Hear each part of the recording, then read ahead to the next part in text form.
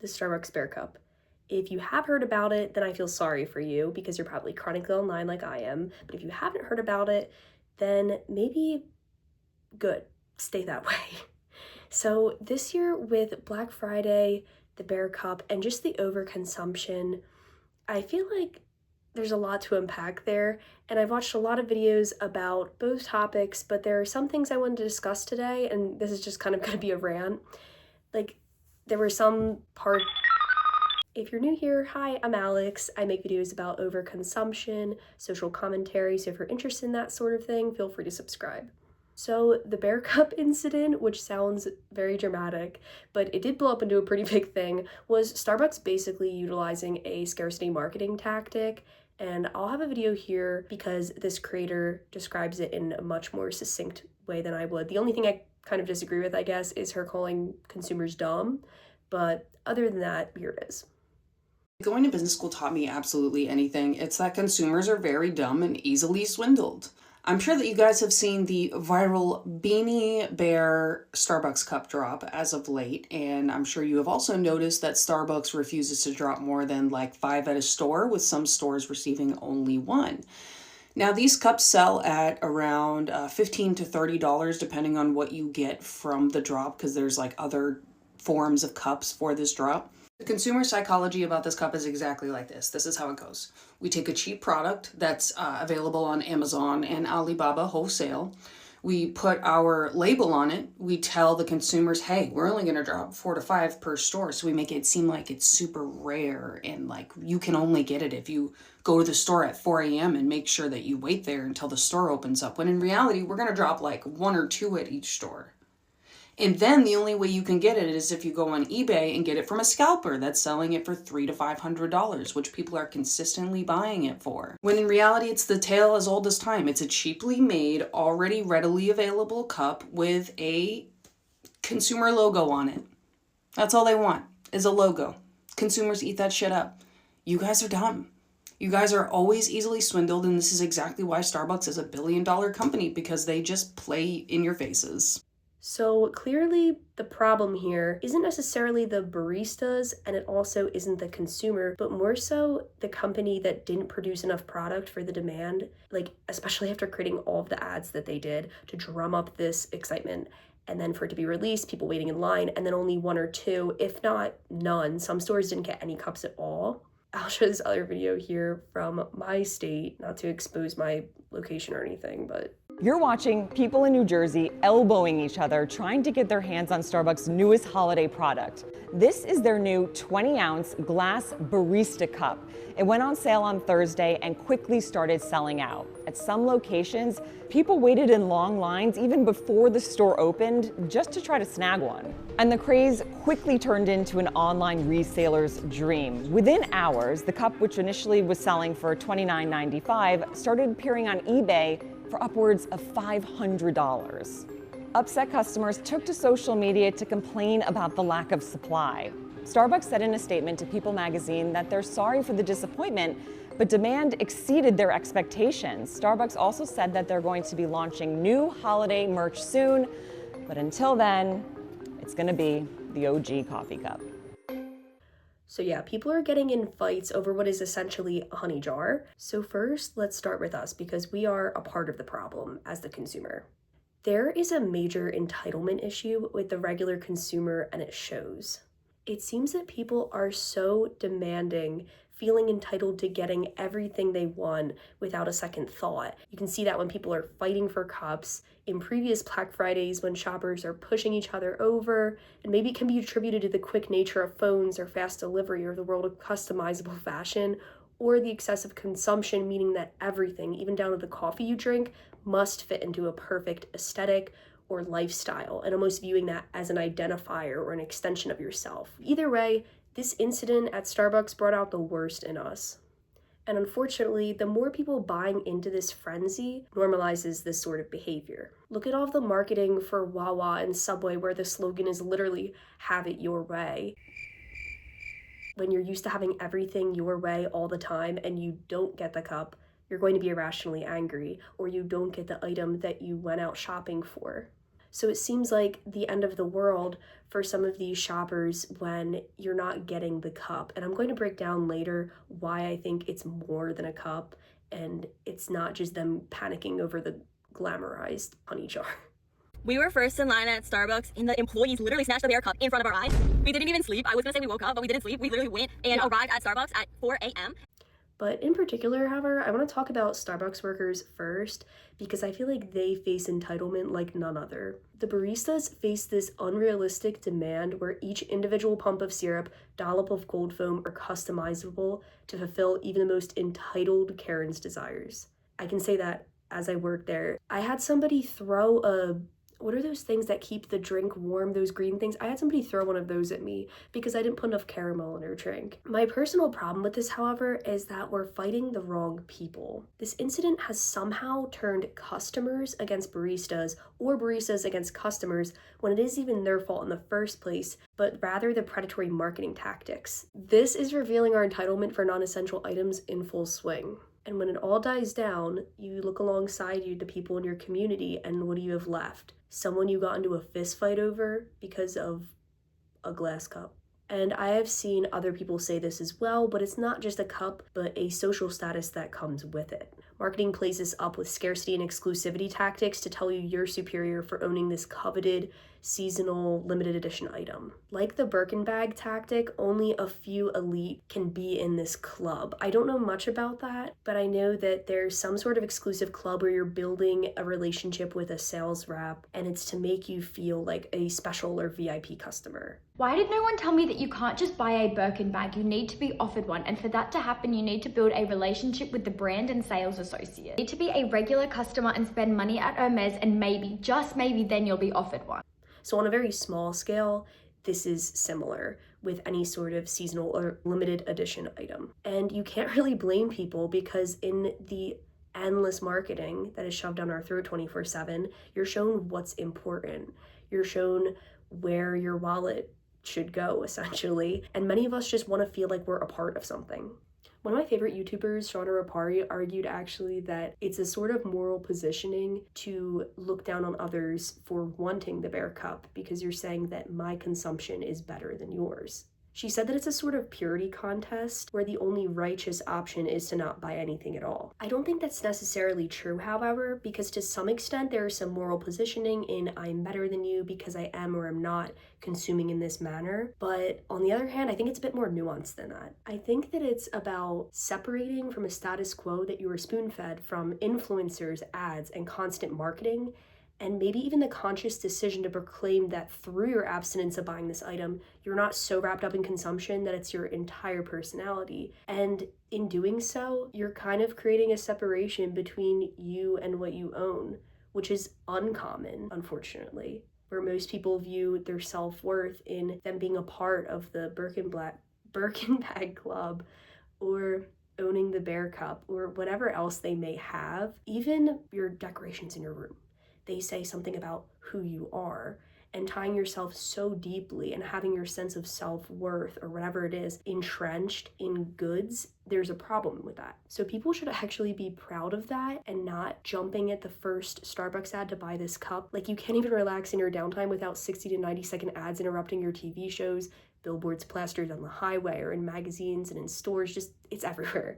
And it affects you subconsciously, I think, where it starts to teach you what you want, what you don't want, where your priorities lie. So while we shouldn't position ourselves above others in a conscious way, we should be aware and have a level of impulse control to step back and question these things. And I think that's admirable. So to restrain from impulse shopping for buying for an aesthetic, it does have value. And it isn't so black and white as I won't consume anything at all and it makes me better than everybody else, because we all know unless you're living under a rock, you have to consume at least enough to keep yourself alive. So with the environment that we are kind of bred into, many of us, and I speak from personal experience with shopping addiction here, are stuck in a permanent cycle of consumption or credit card debt or whatever it may be, and you're working to pay your dues or even just living paycheck to paycheck. You work to earn money only to spend it on things you don't need, and it keeps you in this rat race of credit card debt, wasting hard-earned hours, time, and effort for the temporary high on what's essentially cheap, unnecessary junk. And by the way, a disclaimer here, I'm talking about overconsumption, not buying your basic day-to-day gas, groceries, that sort of thing. I'm talking about a trivial item. And the time you spend working is more than just that. It's your life. It's 20, 30, 40 hours a week work, depending on what your job is. So a huge portion of your life is spent working, and for what? Quality memories with family, friends, experiences, or hobbies that fulfill you, or a Target haul. But the real gray area between overconsumption and minimalism, and I'm more pure because I buy nothing at all, is in intentional spending. In the quiet revolt of a collective deciding no more, maybe stepping back and watching those who always felt they were in charge see that you aren't gobbling up the bait. It shows that you consider what's necessary and not just what you desire, and there's an immense power in that. Okay, so next I would actually like to talk about the Target DEI rollback, because I feel like this ties in to consumption and where the power truly lies in incidents like the Starbucks one. So in February 2025 through September, backlash ensued after they announced a diversity, equity, and inclusion rollback just days after President Trump's inauguration, which ended programs that supported Black employees, improving the experience of Black shoppers, and promoting Black-owned businesses. Reverend Jamal Bryan, the one who launched the boycott against Target, said, "They've awakened a sleeping giant. Black people are now alert, mobilized, and conscientious." I can never say that word. Conscientious, you know what I mean, about what's taking place. And we're not going to spend our dollars with companies that don't treat us with dignity. The DEI rollback triggered an over 200-day boycott, loss of $20 billion in market value, less foot traffic, and even the CEO, Brian Cornell, stepping back as the CEO, which is effective of February 2026. So it hasn't happened yet. While Trump's tariffs and a slowing economy contributed a bit to their numbers, other brands' stock price was actually increasing, like Costco and Walmart, while Target's decreased 33%. So it's us. We make the decisions that influence demand for products or items, and essentially we're the ones controlling the company. In some ways, it's a good thing because it means we aren't completely hopeless against these money-hungry conglomerates. So I feel like there's this quiet revolt that's very powerful, and going back to this stupid ass cup, if we all collectively decided we don't want this, then what? They realize their marketing doesn't work, they need to change, they need to improve and essentially be better to meet the needs of the consumer that won't just gobble up anything they're fed. Because these giants like Amazon, Nestle, Procter & Gamble, Unilever, you name it, on a smaller scale, Starbucks, we determine what they produce. Because if there's demand, there's profit. I'm beating a dead horse, but you know what I'm saying. So buying into every gimmick, microtrend, and marketing scheme is a part of the problem. So all that to say, our reaction to these types of consumerist frenzies, Black Friday or the Bear Cup, shouldn't be, I'm better because I didn't buy this, and voicing your own superiority, but rather, here's what I'm doing instead. Or here are the brands that I support because they help the environment, or they are holding up Black communities, or whatever the cause may be. Or even in some ways, outside of supporting brands, here's how I save money. Here's how I don't spend this Black Friday or think before I buy something. So instead of giving Starbucks or any corporation this season the power over your mood for the day, sanity and sleep to get up at 2 a.m. to get garbage and wait out in the freezing cold, status symbols, they come and go. Like, owning these items won't make you any happier or any more content. Another thing I didn't really hear anybody talking about, and it pisses me off every time I think about it, and we all know it's true, but the amount of money that the CEO makes and the amount that the baristas don't make, or the retail workers, because this is true for most companies. And obviously the CEO is not the one on the floor battling it out with the Karens. No, they're in an office. So despite Brian Niccol, the Starbucks CEO and formerly Chipotle CEO, having a $97.8 million net worth, he has employees not even earning livable wages. So in most locations near me, at least, Starbucks employees make $15 an hour. That sounds pretty good. In other places, they're making less than that. And $15 an hour in most parts of the US is not feasible for food, rent, essentials, and the purchasing power of that dollar has declined. So it feels like a huge slap in the face to the workers themselves when decisions like scarcity marketing are made and you knew everybody was going to be so excited for this, and then you roll it out People are pissed. Obviously, you have an already understaffed store. Most Starbucks are understaffed. And like with this launch, the people who marketed for it are in a office. And that is what is most infuriating. They're the one making that decision to not supply enough product for the demand that they drummed up and decided to drum up. Same thing with the all black dress code. When Brian Nichols said, everybody needs to wear black, he didn't think that maybe every employee doesn't own all black shoes, shirt, pants, everything, or you have black shoes but the white laces, so it's not enough. And everyone must either go along with this or get fired, and you won't even fund it. You want to make these unreasonable decisions, but then won't even back it up with your own wallet that we know you have, or your own effort. You're not really on the front line or in the store battling it out with people. So on the consumer end, people are overworked and they are tired. And this is sort of the culmination of rage directed now at minimum wage workers who didn't even make the decision to utilize scarcity marketing and put everyone in this position. But once again, they take the brunt of a corporate decision just because they're the face you see when you walk in the store.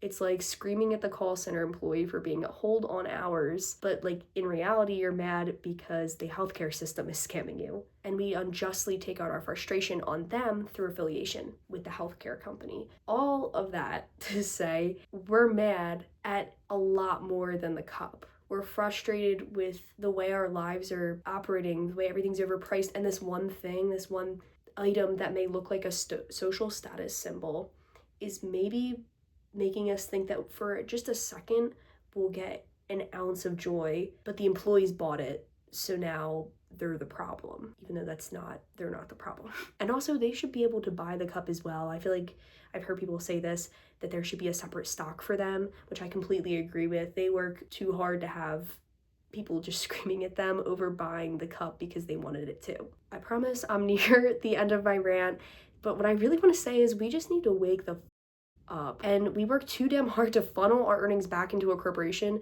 that doesn't give a shit about us. And that's exactly what they want. They know you're tired and worn out. The messages in marketing right now are even playing into this, saying like, we know groceries are expensive. They're like, but give us your money. You probably seen that. And they all say, we get it. Times are tough. We'll help you out. And for that like neighborly next door feel. But no, they're attempting to be authentic and relatable when they still want the same thing, more of your money. And yes, we will still consume. There is a monopoly in place where a lot of what we do buy will funnel upward into the same companies, especially if you're in, let's say, the center of the country. I'm talking about the United States here. Maybe you only have a limited number of stores that you can go to, and that's not really the problem here. It's when you do have a choice and you choose the corporation that doesn't care about you or support your community, or just carelessly getting things, not even intentionally. That's almost worse, to not even give a shit.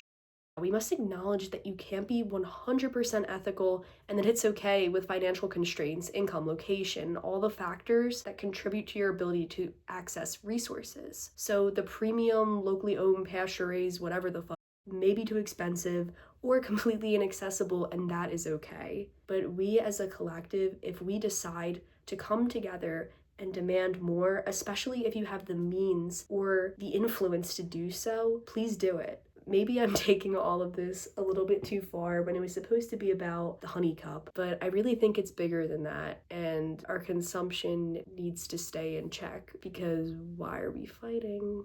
Why are we up at 2 a.m.? This is ridiculous. Oh, and also nobody told them to be up at that time. That pissed me off the most. Nobody told them to be up at 2 a.m., 4 a.m. waiting outside. And then you're mad when it didn't work out for you. You could have been in bed. You literally could have been home, and that was your own decision. Anyway, I need to stop talking. Bye.